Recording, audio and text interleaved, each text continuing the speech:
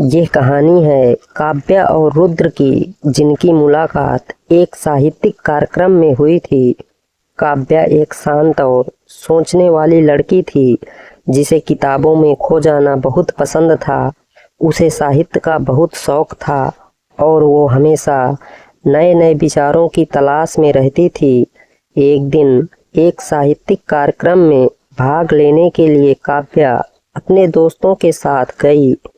कार्यक्रम में बहुत सारे लोग थे, लेकिन काव्या खुद को अकेला महसूस कर रही थी। उसे भीड़ में आराम से बैठना और किताबों में खो जाना ज्यादा अच्छा लगता था। रुद्र एक उभरते हुए लेखक थे, जो साहित्यिक कार्यक्रम में अक्सर शिरकत करते थे। उनका अंदाज और व्यक्तिगत थोड़ा अलग था। वो किसी से भी ज्यादा बात नहीं करते थे, लेकिन उनकी लेखनी में गहरी समझ और भावनाओं थी। कार्यक्रम के दौरान काव्या और रुद्र की नज़रें एक दूसरे से मिल गई।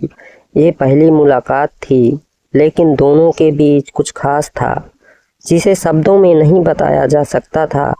कार्यक्रम के बाद काव्या और रुद्र की मुलाकातें बढ़ने लगी। दोनों को ही साहित्य से गहरी रुचि थी और उनकी बातें अक्सर किताबों, कविताओं और विचारों के इर्द गिर्द घूमती थी। काव्या को रुद्र का चुप रहना और उनकी विचारशीलता बहुत आकर्षित करती थी। वहीं रुद्र को काव्या की सोच और उसकी गहरी समझ ने बहुत प्रभावित किया। एक दिन रुद्र ने काव्या से कहा, तुम्हें पता है, कभी कभी शब्दों से ज्यादा खामोशी बहुत कुछ कह देती है। काव्या थोड़ी चौंकी। क्या मतलब? रुद्र मुस्कुराए और कहा, हम जो नहीं कहते वही अक्सर सबसे ज्यादा मायने रखता है।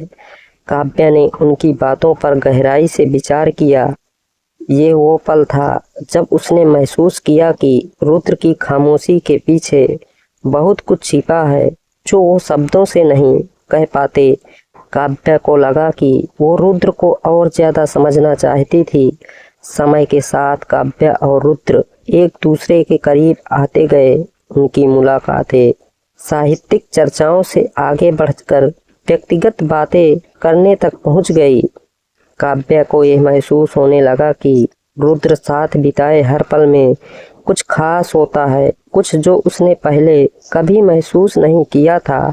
एक शाम दोनों एक कॉफी शॉप में बैठे थे। काव्या ने धीरे से कहा, रुद्र, तुमसे बात करके मुझे हमेशा शांति मिलती है। ऐसा लगता है जैसे किसी समझदार दोस्त के साथ बैठी हूँ, जो कभी भी बिना बोले सब समझ जाता है। रुद्र ने उसकी ओर देखा।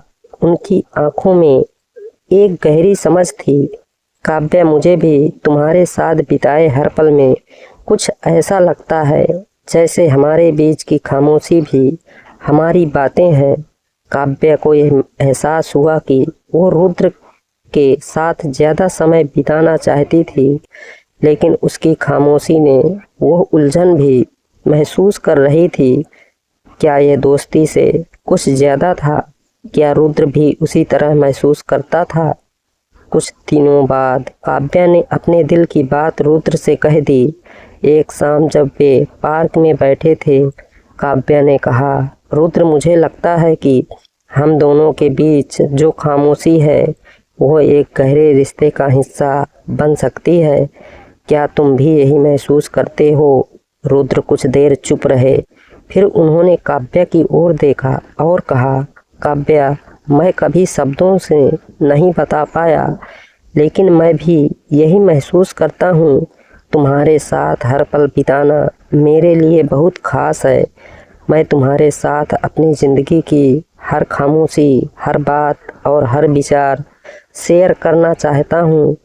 ये वो पल था जब काव्या को यह समझ में आया कि रुद्र का खामोश प्यार की उसकी सबसे बड़ी ताकत थी।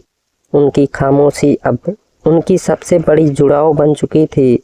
समय बीतने के साथ काव्या और रुद्र का रिश्ता और भी मजबूत होता गया। दोनों के बीच की खामोशी अब उनके प्यार का हिस्सा बन चुकी थी। वे एक दूसरे को बिना बोले समझने लगे थे।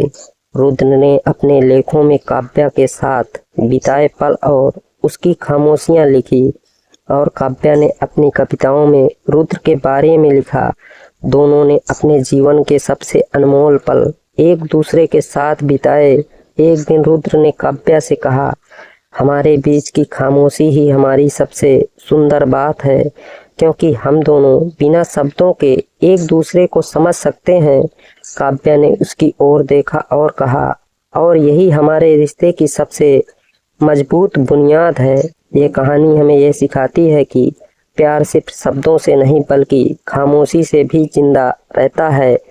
कभी कभी जो हम नहीं कहते वही हमारे दिलों की सबसे गहरी बात होती है।